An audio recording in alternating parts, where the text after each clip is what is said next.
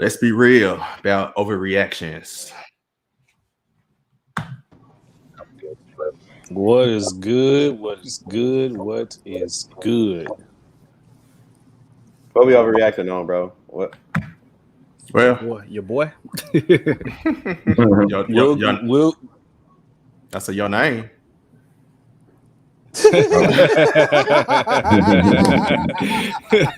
Bang, bang. Whatever, man. All right. We'll get to your boy later on. First, this is an overreaction, but Skylar.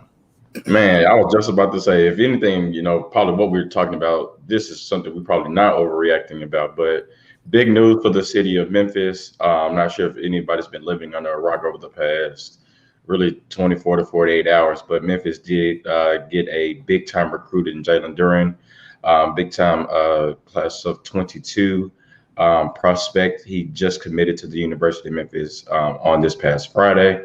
So before we get to the potential big news that could come, I guess, within the next week or so of who else potentially could sign with the program, I definitely kind of want to get you guys' thoughts, opinions about, not just, Durant and, him committing to the University of Memphis, but, what does this look like for, potentially Tigers going into the season? What does this look like? Is this any added pressure for Penny Hardaway? So just kind of throwing out there to y'all, like, what do you guys think about, with this, what do you guys think about this big time recruit that we just got? And let's actually go, I'm going to set an order. Let's go Took, Savage, Sharky, Trevor, then me. Okay. Simply put, I know y'all got a lot more. Y'all been watching a lot more highlights of the kids, so I definitely love to hear y'all takes about those. But as far as us getting a top-ranked talent like Durant and plus others, crossing fingers, it just puts the University of Memphis ahead of, I want to say everybody else, but in a way ahead of everybody else in the aspects of recruiting wise. And when you go into a kid's room and it's saying, what do you want to do? Do you want to go to the NBA? Do you want to play professional basketball? Like, if you look at the coaching staff already that Penny's assembled with, with Cody Tepper from the last few years, and then bringing in Larry Brown, it's like, if you want to go and play professional basketball, the University of Memphis is the place to be, especially with the NCAA competing against, the G leagues and, the bar ball leagues and, other professional leagues. It's like, you got to be able to, be NBA ready. And I think when you look at the University of Memphis basketball squad, like, the players are going to be NBA ready. Like, we see what what Precious Achiuwa is doing, especially when he played overseas ball. We're going to talk about my guy later on, but still that block that he got on him was crazy. And that's just the first to become, especially with Precious getting traded. I expect a big season from him. And, the coming from the University of Memphis is going to help in the long run with a lot of these players that'll be coming out the U of M. So I'm definitely excited for that. Yeah, this Tiger team last year didn't reach expectations, due in part, a large part, I would say, because of Musa Cisse. He didn't live up to his own expectations of being the man in the middle that you can keep in the game, late into the game defensively, and even offensively, because he couldn't catch the ball. He wasn't finishing strong. And because of that, Penny couldn't play him. And so the hope is that Duren can be that guy that Musa was supposed to be. I tweeted that tweet out that kind of got a little bit of traction from a lot of Memphis fans. Like, we need somebody that can just catch the ball and dunk it, that can play defense, that can be active, that can make free throws. Lord have mercy, make free throws. So from what I've seen from Duren's highlights, he looks like he'll be a perfect fit for this team that's already, some will argue, as the best defensive team in the country. You're getting all your defensive players back anyway. You got Lester, you got Alo, you got DeAndre Williams. So you got that part of it. Now you just need somebody to be consistent on offense. Duren's game is not like an offensive juggernaut, but he has NBA size, man, 6'10", 230. Like, he can go pro as soon as he get done with this year coming up, if he does what he's supposed to do. So this is big for Memphis because I feel like as far as like the longevity, we've seen Penny recruit over the span of multiple years. This is like his third year of getting like decent enough talent to go with the team. Now it's a matter of just showing improving when the time comes. That's the hard part. We know Penny can recruit. Just got to get out there and get it all to work together early on, not later on in the season during the NIT or the actual conference tournament. That's a big problem. But I think Penny will do it. We've seen his team progress throughout the years. And so now we got Duren, so we might be waiting on a little bit more down the line. So we'll see about that. But for now, with Duren, I like it. The team only gets better, gets another year older, another year wiser. Hey, this is going to be a big thing in Memphis. Yep, pretty much completes fills out the roster, the rest of the starting five. Now we have a center. I think before, I don't know what, I guess we were going to start Dandridge or we was going to move DeAndre Williams to center. I don't know how we was going to do it at first. So now we actually have a center. But I'll go back to what I said on starting five about the Memphis Grizzlies. I spent a lot of time in St. Louis. St. Louis is in Missouri. Missouri is the show me state. Memphis has got top recruits before, and they still haven't gotten to the tournament. Show me on the court. Yeah, you guys pretty much hit the nail on the head, so I won't go too much into that. I'm with Sharky here at this point. As far as added pressure to answer Skylar's question, it's make the tournament or bust at this point for Penny Hardaway and the Memphis Tigers. But this whole process of him being able to recruit just shows the process of, okay, the NCAA is changing these rules now and allowing students to profit off their name and likeness and stuff. And the number one school that's adjusting front and center is Memphis. And it's not looking good for all these other blue bloods, Kentucky, because I've been on Twitter and Kentucky fans is just it's fun to just troll them at this point in time. So it's at this point, Memphis is at the forefront of what's going on now as far as college recruiting. So it's either adapt or die. It's just that simple. But overall, everything remains to be seen. We'll see what things look like once the season starts. No, I totally agree with what you just said, Trevor. And I think, as much slack that, people that's outside of Memphis talk about Penny Hardaway and they talk about Memphis. To your point, Trevor, like Memphis has done everything to adjust to what college basketball is now going to be like. With having the coaching staff that they have, with working with FedEx, essentially. I mean, if you want to talk about name, image, and likeness, like Durant can say all that he wants to that, that wasn't a part of it, but I'm pretty sure they had something to do with it.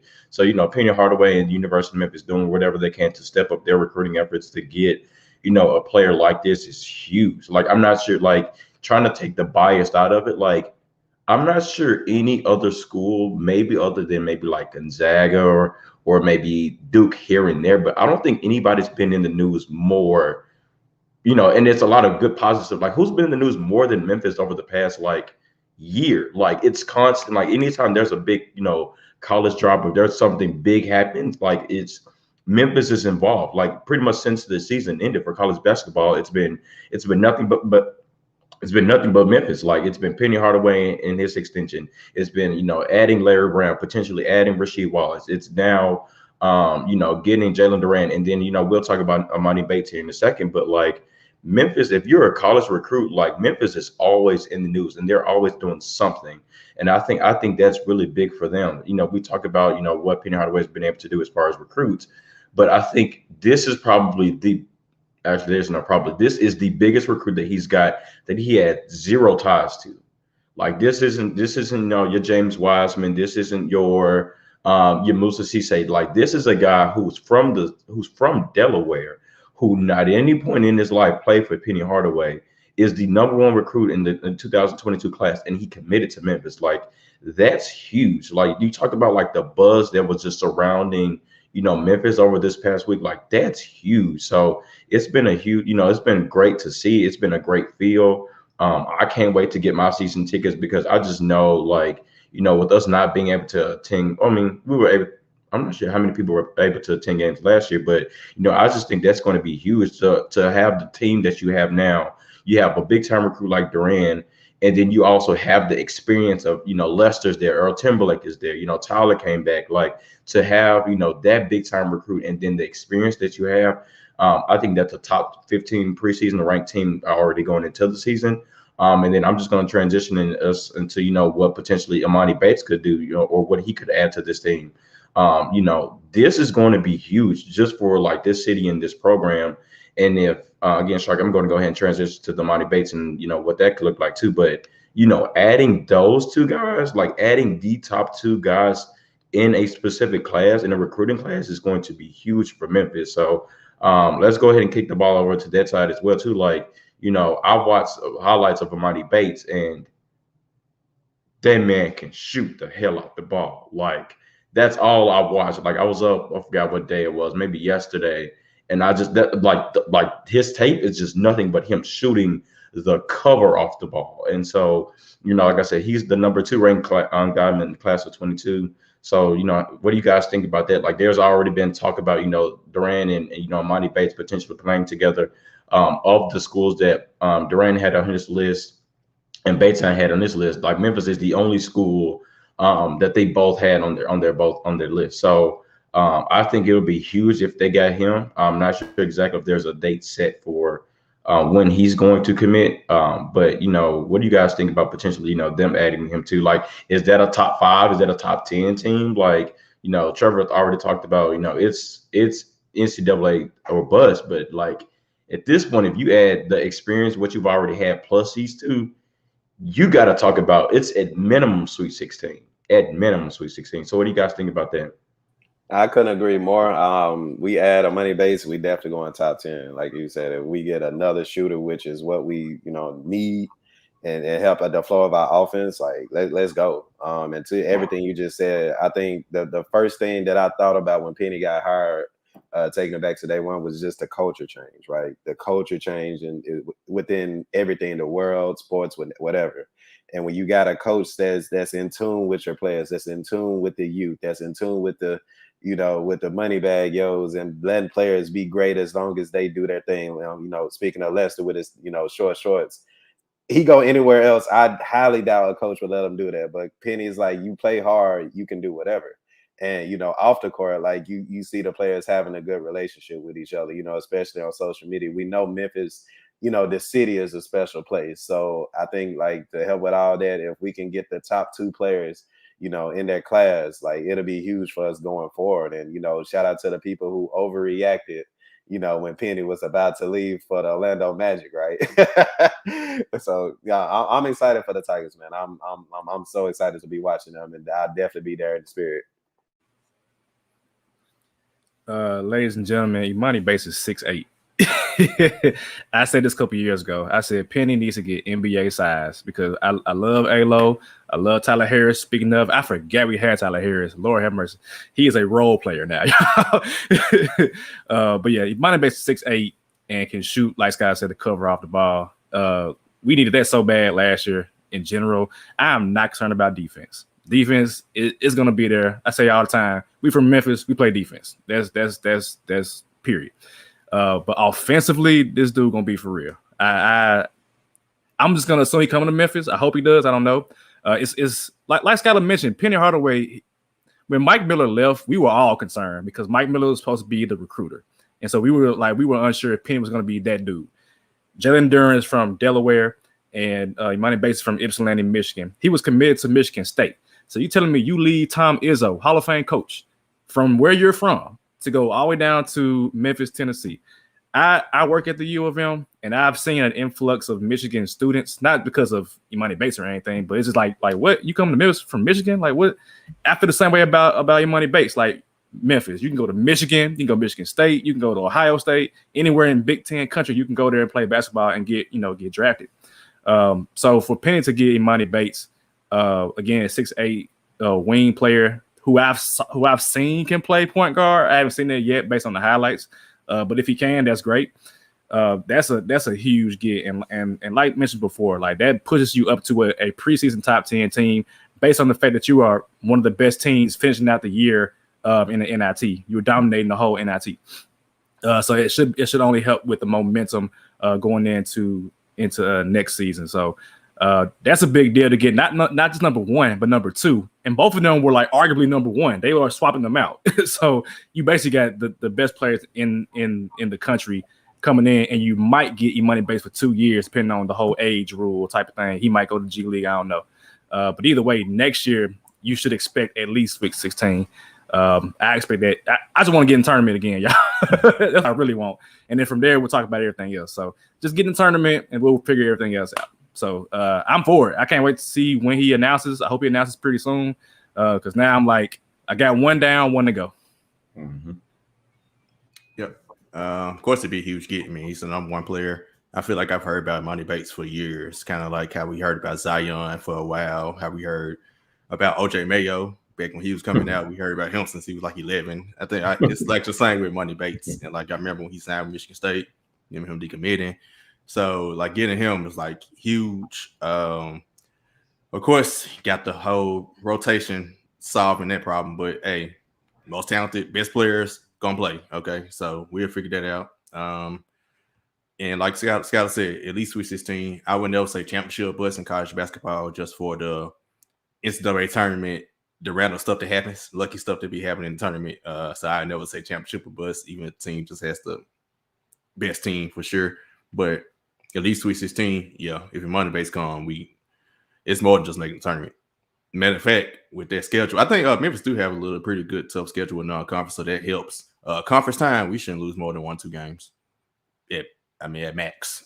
And that's to Houston one time. I was like, Houston one time. That's it. I was just say if it's once or twice, it better be Houston once or both times. So yeah, I'll give them maybe an upset to somebody else on the road at Cincinnati or something. I give them that'll be the second one, but they better lose more than that. But yeah, it'll be exciting time. It's already exciting times, whether he come or not. But if he does come, possibility of him staying 2 years, like Savage said. I do kind of figure he's probably gonna stay 1 year, then go to G League 1 year, but. Even that being a possibility, that's just even makes it even more exciting. And also another difference between when James Wiseman and them all came in together, they were all freshmen. And I knew that freshman teams don't win championship unless you have like a veteran. Duke had Quinn Cook. Kentucky had, I think, Terrence Jones when they won the title with Anthony Davis in them. So this year is different where you get Emoni Bates and Jalen Duren, but you got veterans and Landis Knowledge. I mean, everybody else veterans now at this point. So you got the right mix of talent with the freshmen and the veterans. Yeah. I'll keep it short and sweet. If Emoni Bates was to commit, I'm with you guys. Sweet 16 or bust at this point. I'm with Savage. I just want to get back in the tournament for one. But like everyone else, I've seen this guy. This guy is the real deal. Again, let's just roll it out. I hope he commits, but if not, we'll be just fine. But hey, roll the ball out. Let's play. Like, I'm ready for the season now, so let's get it.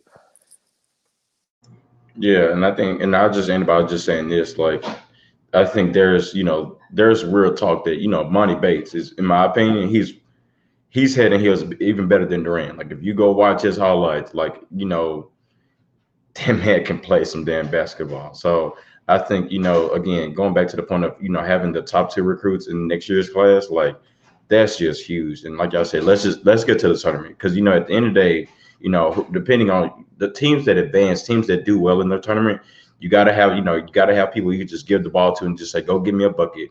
You definitely need a point guard and you got to be able to play defense. If you can do all 3 of those, all you got to do is just get to the tournament. So I'm excited for it. All right. Trevor, let's get to the Olympics. All right. Well, as of 2 days ago, but before I go to 2 days ago, I'll go to last night. So shout out to the ladies of Women's USA basketball closing the things out, picking up the gold medal, knocking off Japan by a final score of 90-75. Excuse me. So shout out to the ladies there. 2 nights ago, the men were able to close out France in the gold medal game to capture the gold, which is their 4th straight since a lot of people started worrying after 2004 with that team. So I want to get you guys' take on everything. We can keep the same order as shown on the screen.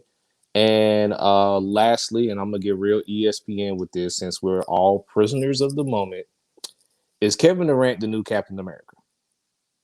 I'm just going to leave it at that. Yeah. I mean, the other Captain America ain't playing no more. So what happens when Steve Rogers got old and had to give the shield to the Falcon? It's a transition, and I'm pretty sure Kevin Durant will be playing in the next Olympics, and Carmelo won't. So, I mean, speaking of, the King Durant, like, shout out to him, right? I mean, my thing is, like, I didn't expect Team USA to win, and I tweeted this one word, and that's ego. When you got, the talent that we have on Team USA squad that can be really they can kill us or they can beat us. And once I saw that we were willing to give Kevin Durant the ball and say, hey, go get us the bucket. Hey, go be the best player in the world. Hey, go do your thing. That's when we started winning. We didn't lose since then. So shout out to my man for coming through. Shout out to all the haters that was killing them for the LeBron can do it, but you can't do it on tweets and the sayings and the quotes. My guy pulled through. And yes, Trevor, he is the Captain America right now. Salute to KD, baby. You can add me next time you want to throw shade. Add me too. I deserve to be added though. I ain't gonna lie, because I was like, Hey, I had my concerns, but I had my concerns. hey, I'll get to my point in a second. So go ahead, Savage. Yeah, one thing, and this is crazy because I played basketball and I should have understood this, but I think it was more prisoner of the moment in the reverse way to like see them lose to like teams they should dominate. Usually when you play basketball and you're part of like a new team, you spend either the first few minutes or like the first, game trying to figure out how do we all mesh together. So like when I played ball week before last, first game I was kind of like chill, like let me see how everybody played, let me get a feel for like who I'm working with. Then once I realized, oh, this person can shoot, oh, this person can dribble. Now I'm like, okay, now I know where I fit in to make this work. And that's what I think happened with Team USA is everybody was just kind of thrown together in those first couple of games, the exhibition games, which served their purpose as exhibition. People were figuring out like, okay, we got KD, y'all. What are we doing? Just get Kevin Durant the ball and let's play basketball. And that's what ended up happening. Kevin Durant, he scored like 6 points, I think, one game, and now he scored like 30, 28, 27. Like, okay, now we're getting the understanding of the hierarchy of scoring. So that's what happened, I think. And at the end of the day, the world is playing better because there was a time period where we would dominate by like 40 points. But the USA is still, leaps and bounds as far as like the cohesion of talent better than all these other teams. I'm low-key sad we didn't get to see Luka versus USA. But I mean, I'm happy with beating Rudy Gobert any day of the week. So that's fine with me. So yeah, I agree with Took. I mean, KD is technically Captain America by the rule of the shield. So KD, salute. Yep. I'm sorry. I should have added y'all, but y'all weren't on the two that used to say that on my timeline with LeBron and all that. I trust me, y'all wasn't. Y'all ain't the only one. Yeah, y'all doing one. Darren Jeans. I gonna call them out. Mostly Laker fans. But yeah, of course. I mean, overreactions. That's why this show is called Overreactions. Microwave Society is Took used to call it back in the day. I remember. Yep. I remember saying after the SB. Because I don't take exhibition seriously, and obviously Team USA did, right? All right. So after they lost the exhibition games, I came on the show. I was like, "Yeah, Drew Holiday don't come. I mean, I'm not worried about them." Now when they lost to France, I had to come on, had to backpedal a little bit. It's like, hold on, they didn't actually play like they care because they just didn't play like they care. Since that game, they played like they care, and guess what?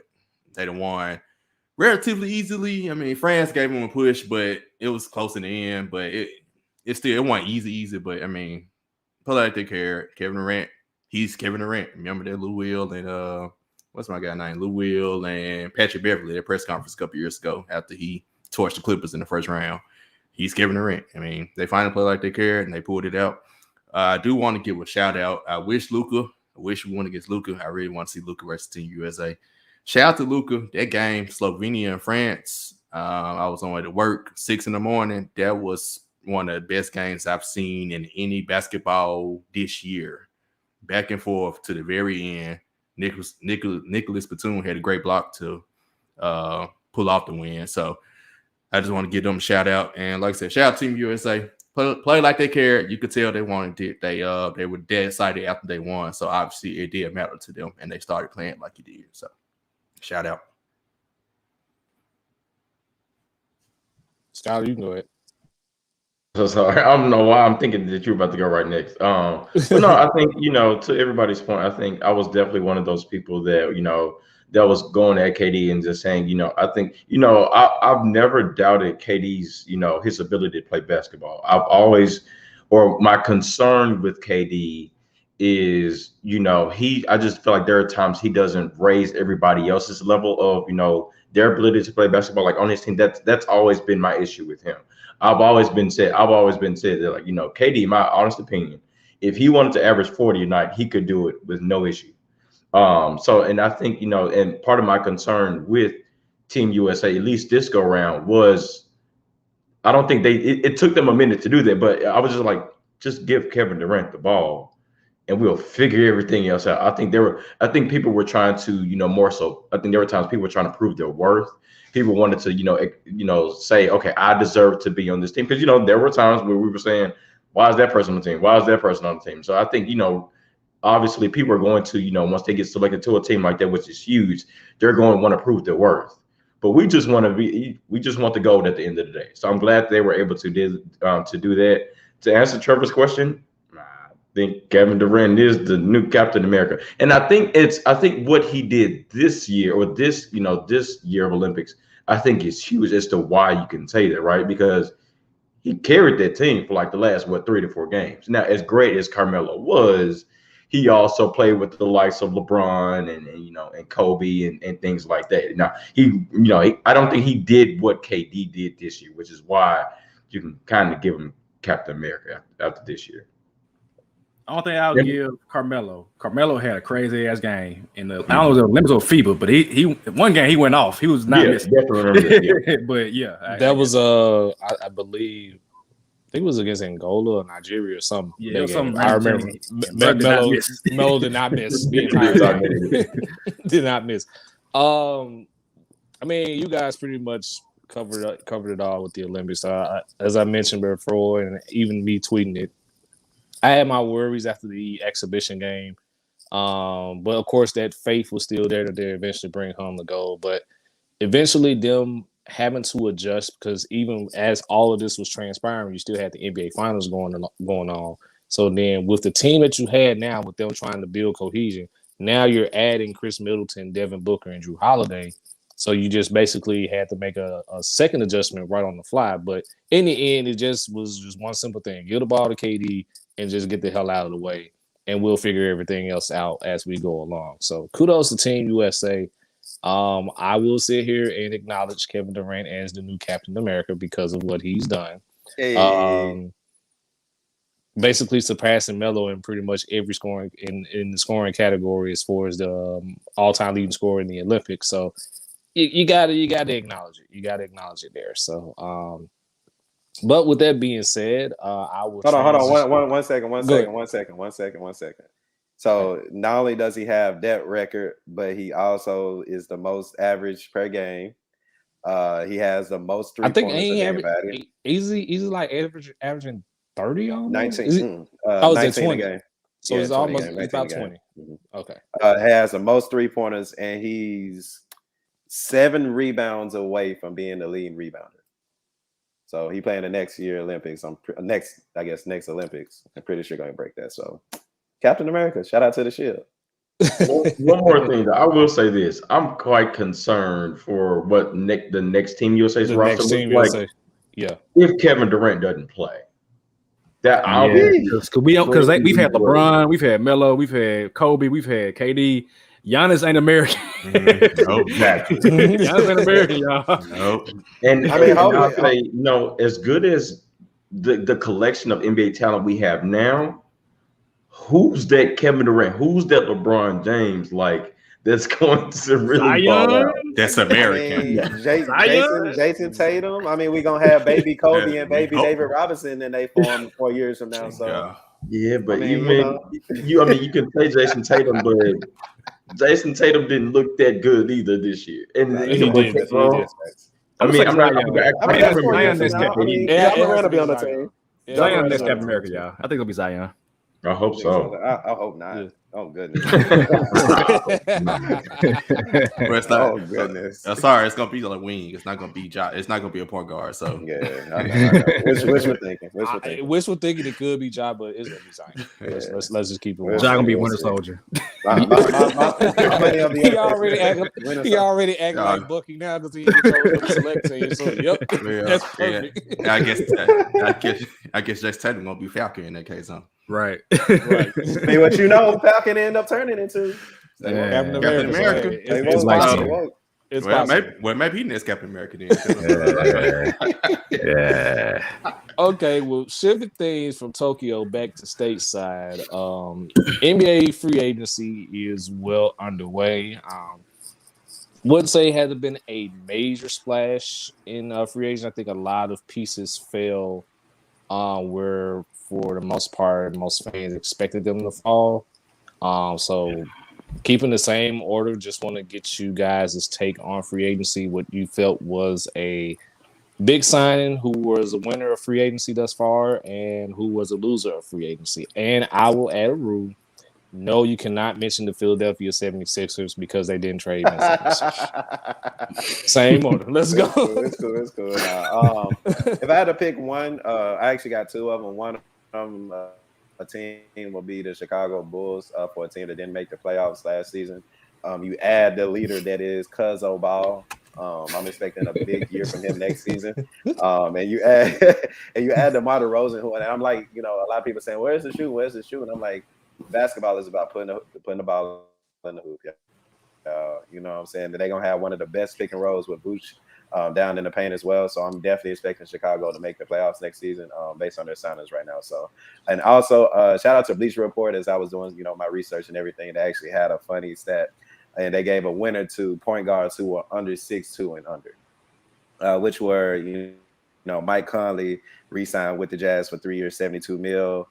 Chris Paul re-signed 4-year, $120 million. And of course, top 10 Lowry signed with the Heat for 3-year, $87 million. So, 3 point guards over 33, age of 33, under 6'2", they got paid. So shout out to the little people. Oh man. My biggest winner, I was gonna say Chicago Bulls because of Lonzo. I feel like I've said this for years. Just let Lonzo run point and just come on, y'all. Like, let him run point. The man can play basketball. He's improved his shooting. We know he got defense. We know he can facilitate. We know he can rebound. Like, just let him play point guard. Let him be Jason Kidd. But I did have an alternative in case somebody did say Chicago. I'm gonna say the Miami Heat because I feel like Kyle Lowry is exactly what they needed as a veteran point guard for a veteran team. Sad they traded Precious Achiuwa away, but you still got Tyler Hero now on the bench where he should be. You still got Bam Adebayo, Jimmy signed for a max, Oladipo, I guess, coming back. You got Duncan Robinson signed. So you have in my opinion, a strong Heat culture, as they like to say down there in Miami. That team, I tweeted it, it's going to be annoying. It's going to be very annoying to play the Miami Heat because they play defense, and now you got Kyle Lowry, who's pesky all by himself. So now you add him to Jimmy Butler and Bam Adebayo. And Shark might look at me crazy, but I said Miami is the most equipped team to beat the Nets and the Bucks. I still believe that to this day, with now adding Kyle Lowry. So I'm gonna say the Miami Heat are one of the biggest winners. I'll say that. We're both y'all, the Bulls, and tie between Bulls and the Heat. Lakers and Nets are in their discussion as well with the free agent signings they made. But Miami, they are, in my opinion, just like Milwaukee this year, they're injury away from being able to win a championship. They need Kyrie up, James Harden go down like Milwaukee did, in my opinion. But they made the moves to put themselves in their position with Kyle Lowry. Nobody said anything, but they brought back Oladipo at the minimum. Mm-hmm. So if he could stay healthy on the minimum contract, like that does it. Like as a fourth option too. Like dude still get buckets. Then you re-signed Duncan Robinson as well, so you kept shooting there. So yeah, the Heat did some great moves. The Bulls, I spoke about on Let's Tighten Up with Coach Bourne. He's an actual Bulls fan, so I had to bring it up on there. Say I'm happy for him. Glad they finally did something. Defense, Ain't on defense gonna be played in Windy City. Don't worry about that. I'm coaching. Don't worry about that. I'm coaching. Don't worry about that. Yeah, you got some things. Hold on, so you official with the Bulls? I'm official. Y'all see my name? It's the Bulls coach. That's my name. Good luck with that. I know you got Lonzo. The rest of them guys, though. Hey, we'll figure it out. Yeah, You figure it out, man. Trev, hey, before you go, bro, I want to read out a stat real quick. I just found Lonzo Ball made more threes than Trae Young, Paul George, Brad Beal, Chris Middleton, Devin Booker, Seth Curry, and LeBron James last year. Just want to throw that out there. Let them hoop. Just let them hoop. Let cousin hoop. But my loser is the Spurs because let me roll off these contracts for y'all real quick. Zach Collins. When was the last time we seen Zach Collins play for one? And was he getting good when he did play? I'm sorry. Savage needs to be called out because he's petty. Because if you saw when he got signed, there was a picture of him in street clothes. No, it was. Y'all took my voice. No what Trevor was about to say here. Yeah, no, I'm like that's his jersey. Like them street clothes. That's his jersey. See he does not play. When you see that tweet, that tells you everything that you need to know. That was my level about petty. Zach Collins. Hey, Everything. That guy got paid more to campaign, man. Get out of here, bro. But Doug McDermott, he had a decent year. 3 years, $42 million. Decent enough, though. What are the Spurs doing? That's my loser. They setting up for a major rebuild at this point. Because what are you gonna do? We're doing that for a minute. It really has. Since everyone has taken Chicago and Miami as clear winners, I'll go the route and just mention the Los Angeles Lakers as a winner for free agency thus far. Filling out their roster actually very, very nicely. Of course, once they pulled off the trade for Russell Westbrook, at that point in time, they only had about 5 guys on the contract. So them going out to add Carmelo Anthony, adding Malik Monk, who I think is going to be real special for the Lakers now. Just basically, as we say with Lonzo, just let him hoop. Like at this point, like if you put him with that second unit, I'm pretty sure he's going to do wonders for them. So yeah, and this is them basically pushing their chips onto the table to try to cash out another 1 or possibly 2 championships while LeBron is still there. So I would definitely go with the Lakers as one of the winners. Another winner, and it's kind of sneaky because they haven't really done much. And that's the current champions, the Milwaukee Bucks. Yeah, you would think losing PJ Tucker to the Miami Heat was going to be a huge deal for them, but for the most part, they were able to keep their team intact. They brought back Bobby Portis. I know from the Grizzlies side of things, we kind of talked about how bad of a move it may have been moving Grayson Allen, but the Bucks getting Grayson Allen just gives them much more firepower to their bench, as we saw in the playing game against the Warriors. So the Bucks is really just reloading there. And as far as a loser is concerned, the Spurs is definitely up there. I was probably just going to have to stick with the Spurs because I'm going to keep my rule intact because I wanted to say the Sacramento Kings. But if I say it the Kings, it'll be the same as the Sixers for them not moving Buddy Hield or anyone else because now they're full of a team with 5 point. Half their team is point guards at this point. Right. So, but if I have to name a loser, I'll go with the San Antonio Spurs as well. But it looks like they're on the verge of a rebuild. Another loser I would actually go with is the Portland Trailblazers. Dame has come out and basically said, hey, I need better guys around me. And this front office is basically saying, look, this is the best we can do. This is like the guy on Pawn Stars, like, make it work. Go get Ben. At this point, go ahead, Shark. You had something?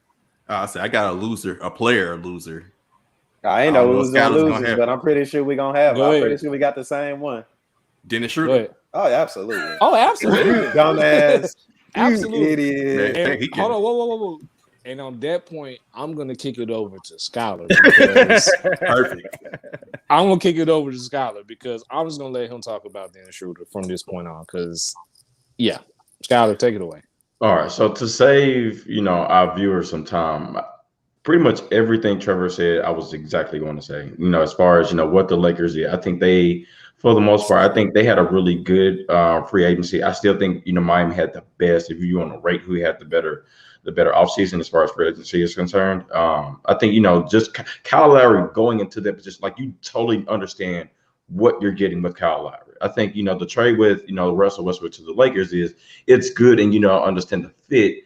But at the end of the day, is he going to make timely shots when you need it? That's my thing that I'm extremely worried about. Like, I love as far as what spacing, what the energy he brings to the team. Like, I'm ready for that. But at the end of the day, like, is he going to make shots when you need it? So that's the reason why I give the nod to Miami. And then again, my loser would have been Portland Trailblazers. I'm not sure what the hell they thought they were doing or not doing. With trying to get that team better. Re-signing Norman Powell isn't, it's good for him, but does that help your team? Like, is that going to help you get out of the 6-7 seed that you're normally in every single year? You're going to get bounced again in the first round. Like, you've done nothing to better yourself. I think, as good as CJ McCollum is, you had to have done something to prove to Dame that you were going to do something different. You were going to do something to better the team. Dame, I'm pretty sure won't make it to the All-Star break before he's traded. I'm pretty sure that won't last, because I'm pretty sure as we're talking about that, he's thinking the exact same thing. But Dennis Schroeder, that man, I'm surprised he hadn't fired his agent yet. For people that are not aware of this Dennis Schroeder, news or topic that we're discussing, is Dennis Schroeder was offered I think a 4-year, more than $80 million contract, like 4 for 84. 4 for 84. He was offered that contract months ago.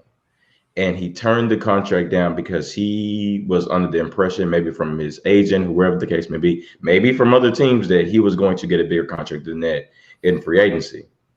Dennis Schroeder is still yet to be signed, ladies and gentlemen. And I know that man has got to be pissed, because not only is he not yet signed, but he won't get that contract nearly what he got offered. That is a money's gone. Ain't no money left. That is a huge L. Nobody's going to, because at this point the only 2 teams that have cap space left is San Antonio. San Antonio ain't doing that because they got DeAndre Murray. They got Murray over there, so they're not going to do that. And Oklahoma City. I mean, Oklahoma City will probably welcome him back, but not at that price tag. Like, that is a huge loss. That is a huge loss. Like, I'm surprised that man didn't take that, because if anything, that would have been highway robbery on his end to the Lakers. Now, the Lakers are sitting there like, we avoided that, because his performance really after that contract was terrible. It was really terrible. Like, he did nothing in the playoffs whatsoever, and that's going to hurt him. So that's tough. That's the biggest loser for real. If you want to talk about, winners and losers. Remember, you said you reach, I teach. Prime example. I'm surprised he hadn't fired his agent yet. I think another team, if we were to add another loser, I think would be the Boston Celtics as well. I know losing Kemba Walker, and I think they lost Tristan Thompson as well. And Fournier. Like, those are role players that you didn't replace in any kind of way.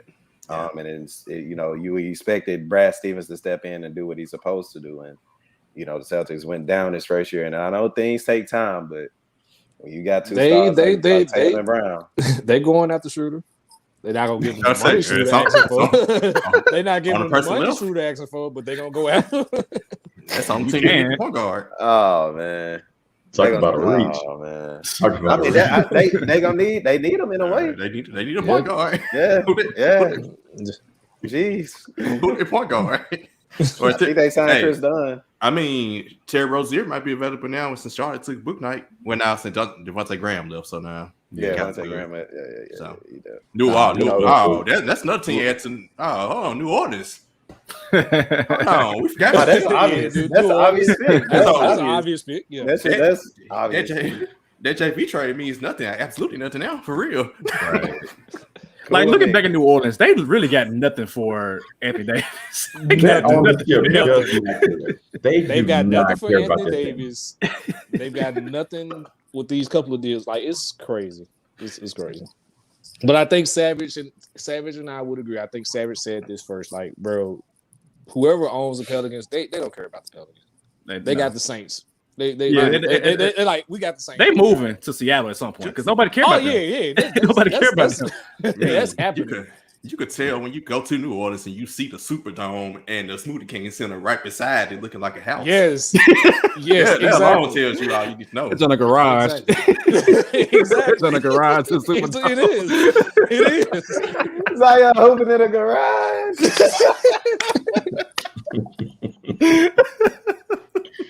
Free Zion, man. Zion, you get about that's why years, Get up out of there, Zion. Get up out of there now. Nah, Savage, I need you to clock out, bro.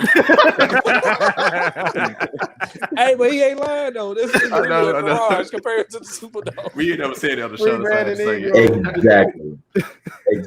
Because he is not lying, bro. I was like, Word. they playing that? Like that was my first. I'm like, in the Superdome right there. No, that's not the Smoothie King Center. I was thinking the same thing when I was down there. I was like, bro, this cannot be the Smoothie King Center. And I'm like, bro. See, the problem is the form look better than this. Yeah, it's moving like a little bit down the street. The problem is they built it next to it. If you build it somewhere else, you don't notice that. Right next door. How many people? Bro. The El Marone Fieldhouse looked better than the Smoothie King Center, bro. I've never heard of anybody from New Orleans even drinking a smoothie. No, it'll be a smoothie. It'll probably be spiked with some alcohol in it from like Fat Tuesdays on bourbon. So Y'all that's a margarita, bro. Y'all still That's a good one. Y'all mean. Speaking of New Orleans, they have a running back there will probably be on this list, I presume. Oh man. All right, so we back. I feel like it's crazy. The year has flown by already. We back doing the realest. So we gonna do our top 10 positions for the NFL season. The preseason just did kick off last Thursday, with Steelers beating the Cowboys, but now we're getting everybody else going this week, so we're pretty excited about that. First up are the running backs. Y'all may go from 10 to 1 or 1 to 10. I like 10 and 1. 10 and 1. 10 and 1. 10 to 1. Okay. All right. So I'm sure y'all got y'all list in front of y'all. So we'll just go from 10 all the way up. So at number 10, we have Mr. Saquon Barkley coming off an injury from last year. We know that he's like Adrian Peterson, that he's superhuman, but Saquon Barkley's number 10. Scott looks baffled right now. As am I. No, I'm actually not baffled. I'm not baffled. The only thing that's crazy is he was on our top 5 running backs like 2 years ago. Yep, he was. It's top 2. Last year, he was top 5. Yeah, got hurt. That's crazy. Hurt. So but it makes sense. It totally makes sense. I think talking about how quick it seems like we just did this list like last week.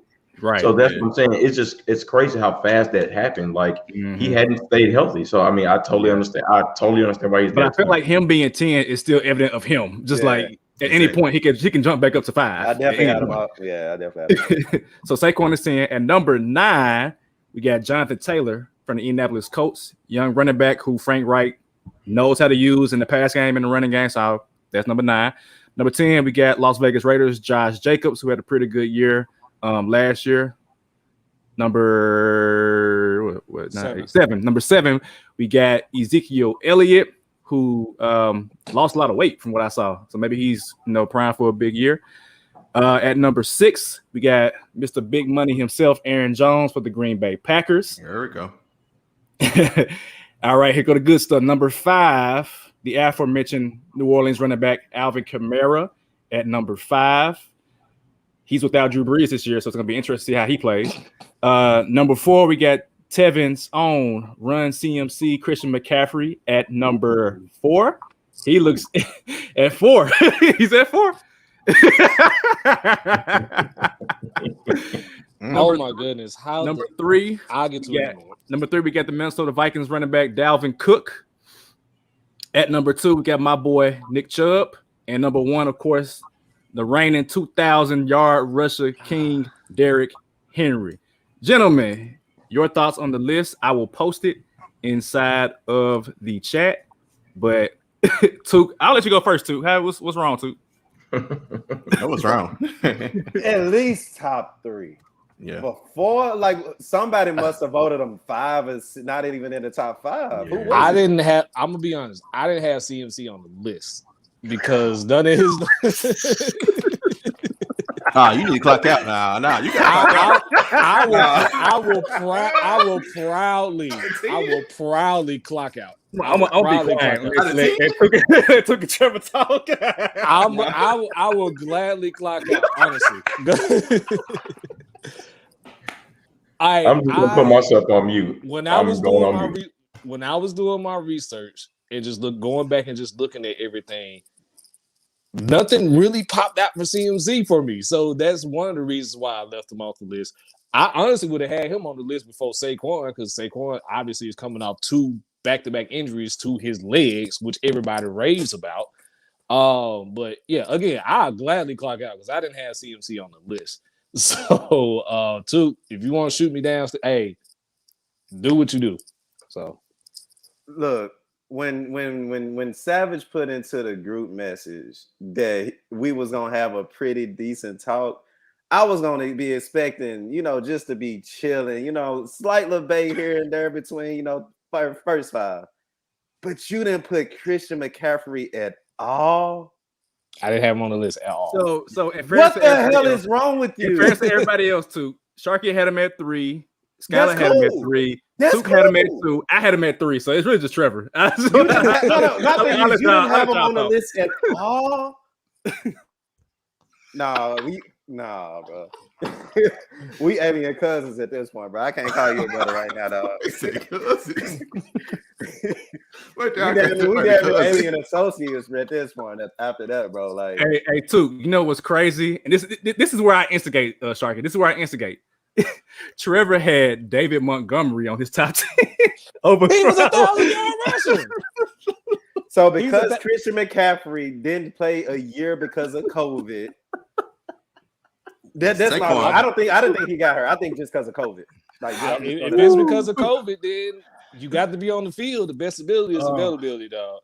David Montgomery was. But he's always available. Besides last year, I'm looking at last year, man. I'm looking at last year. All I gotta say is, if Christian McCaffrey and David Montgomery are both free agents, I know who I'm calling first. I know who I'm calling first. I know who obviously not. We know too. We know who you calling first. Who took him out? What happened?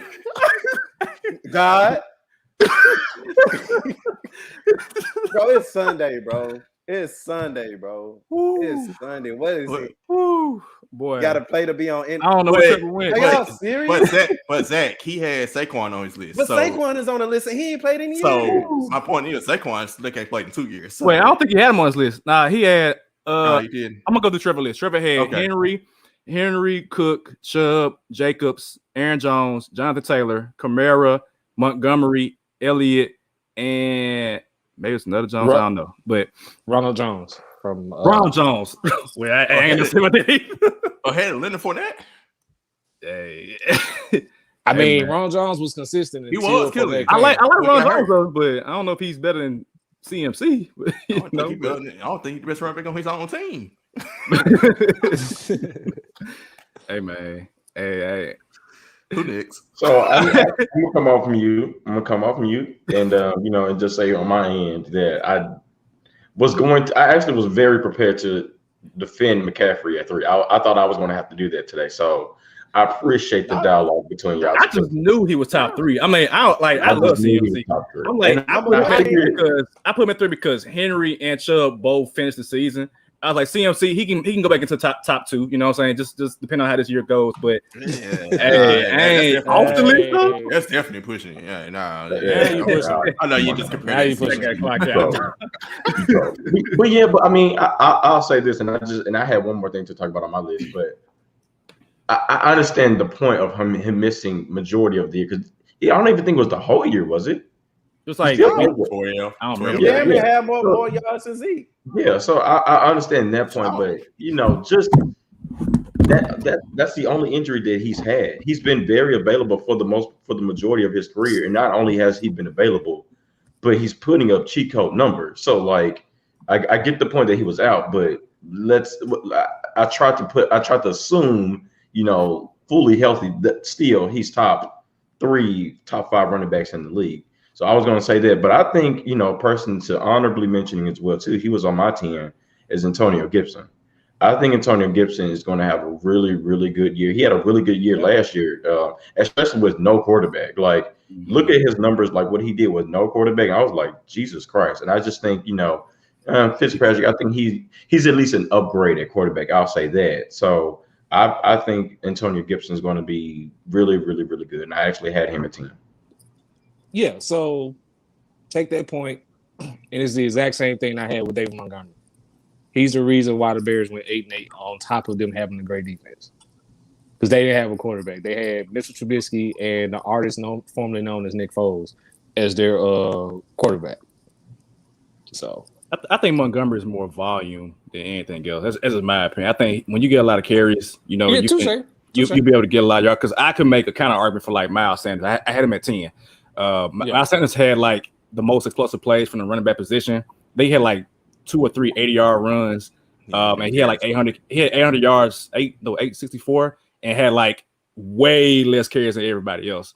So if you gave him, David Montgomery's carries, he probably have 1,200 yards rushing. You know what I'm saying?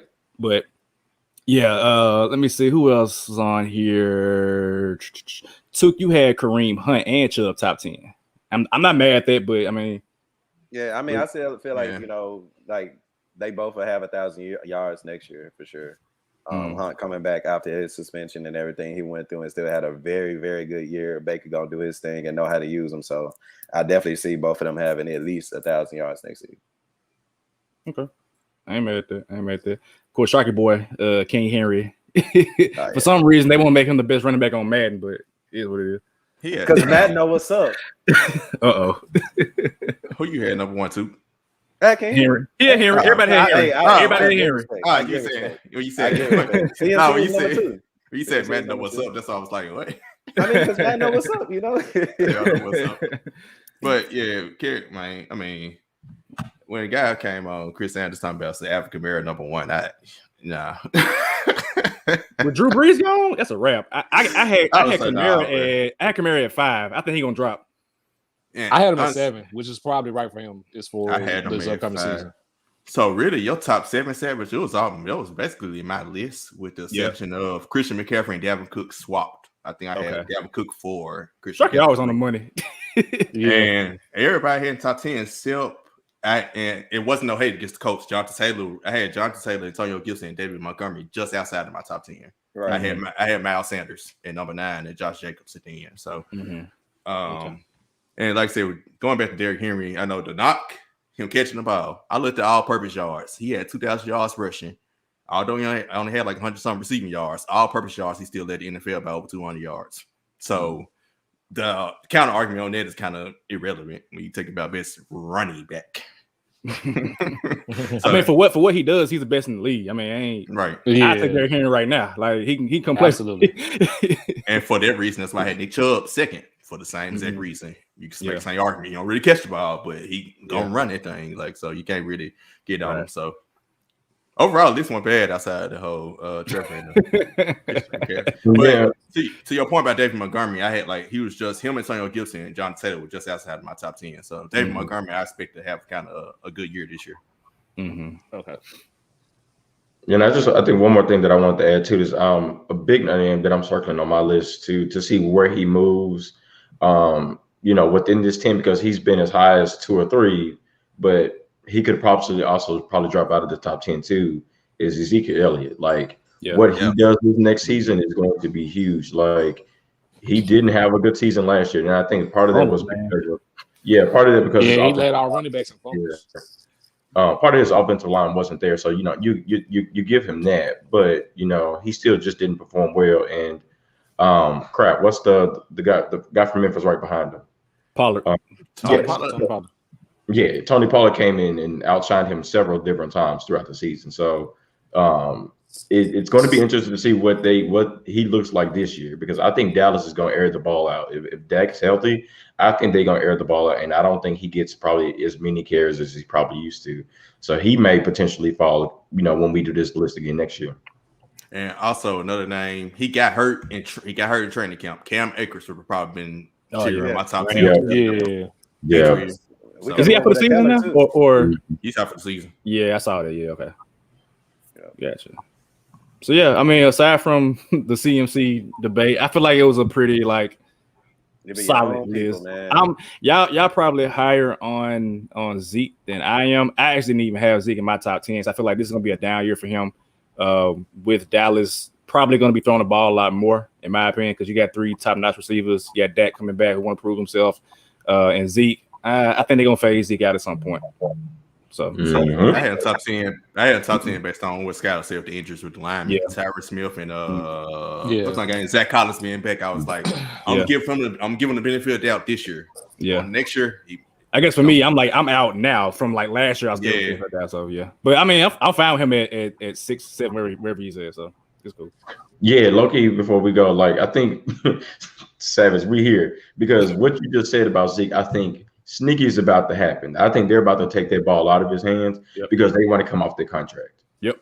I think that's what they want to do. They want to come off their contract. So I think that's why they went ahead and gave Dak all that money because you don't want to be tied to a running back making that much money. And I think that's exactly he make like 90 million, something like that. I was like, y'all crazy. That's why I think they're gonna air the ball out. I think they're gonna be throwing it all. I think they'll be throwing. I mean, you look at CeeDee Lamb in camp.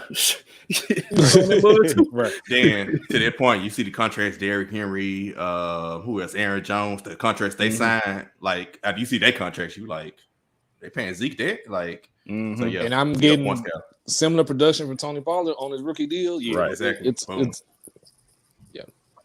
Yep. But that's it. So next week, what we doing? Quarterbacks? Yes, sir. That's when QBs. That's when it get written. Now, question: the Deshaun Watson question. Let's go and get this out. I'm not putting him on there.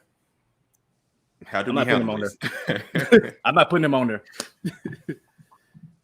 It's gonna be tough not to put him on there. Like why? Yeah, I was going to say why. I'm saying like because we do it based on what we think they're gonna do this season. Kind of like he's not playing this year. I don't think he's playing. It's like that's the question. That's why I was like, should we even include him?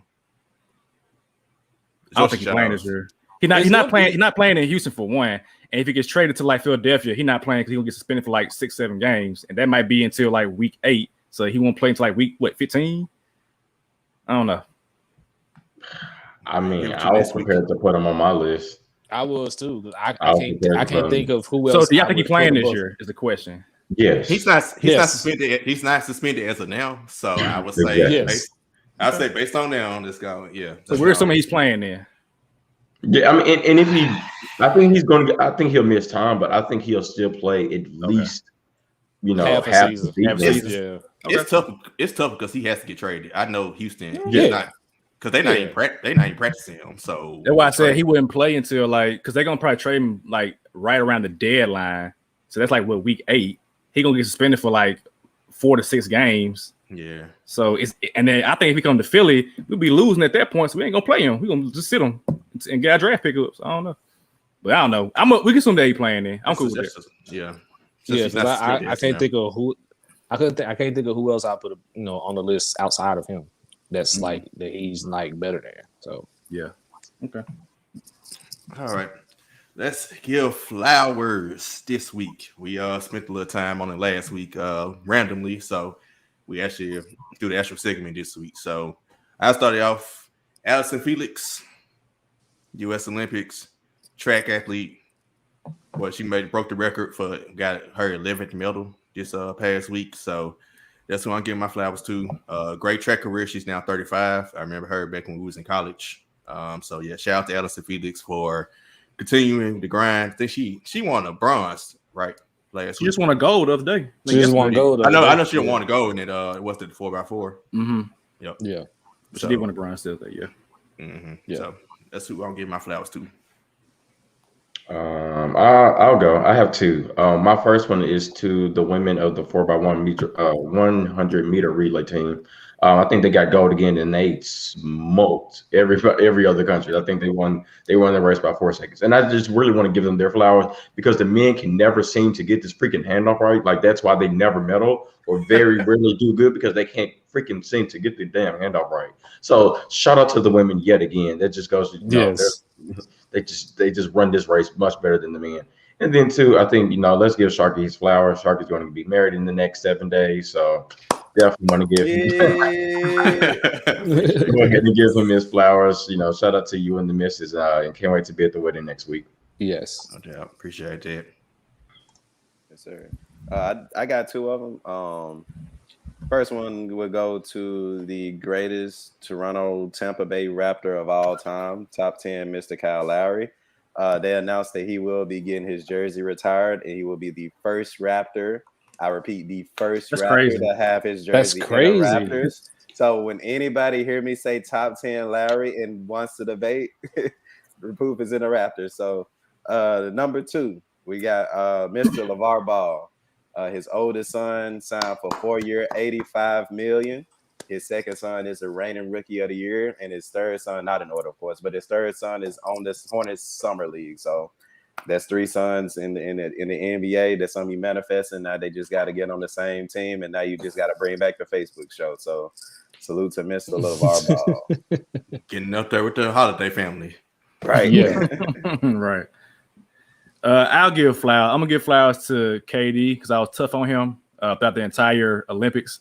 But for him to, I think KD is like one of the best people in terms of like responding to criticism on the court. Not necessarily like in the media or on social media, but like when somebody makes KD mad, that normally ain't a good thing. So shout out to KD for being an all-time scorer, all-time Olympian. I hope he does play again, I guess in 3 years because it's in 2024. So it'll be coming up relatively soon. But yeah, I'll give flowers to KD for his performance and proving doubters wrong like he normally does on the court. So I give him my flowers earlier, but I'll re-mention it again. Shout out to the U.S. women's basketball team closing out the goal in dominant fashion. I'm just gonna leave it at that. Man, they were turned in the locker room. Shout out Brittany Griner. Shout out Brittany Griner for real. 30 points, Lord. 30 piece. Shout out to Super. Announced her retirement from the Olympics. Should be retired from WNBA soon as well. She's already 40, so right. Hey, you can still go. Just ask Thomas.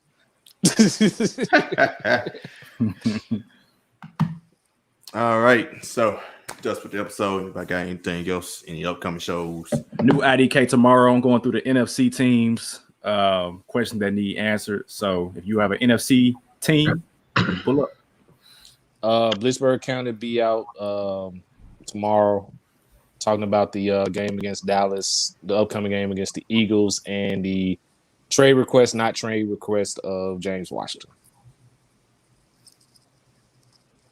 I'm actually on paternity leave for the next 2 weeks, so I'm about to put some efforts into finalizing what I want the name of the next podcast be to cover the Memphis Tigers football and basketball team. So still finalizing that. So that's what my next 2 weeks. Eva's birthday is next week, so in the next few days, I know exactly I'll have the name of the next podcast and when I drop it. And I'm out here chilling out in Memphis, man. Salute to you, Sharky. I guess I gotta find me a new alien brother because your own people. I don't trust y'all. You know what? Michael and Dwight had they fallen out one good time and they made up. So wow. it's okay. It's all right. It's gonna happen. It's all right. All right. So I told my Titans fans going on a little hiatus. It's got a little too early, so see y'all. Well, we all be off next week. I'll probably be off the week after, so see y'all. Man, you're right. I'm sure we'll be off next week because I ain't doing no podcast after the wedding. No. No. We can do it at the wedding. I don't know sports, but I'm at a wedding, y'all. Let's get it. Yeah, because after the wedding, after the wedding, I'm pretty sure Sharky's gonna be on his honeymoon. My birthday will be coming up, so yeah, we off after that then. So we gonna clock out for real for a week or two. We'll be back in full force and going almost every week. I mean, for the rest of this year, and all sports coming up again. So football season is almost back. Yes, sir. So till next time, peace. Peace.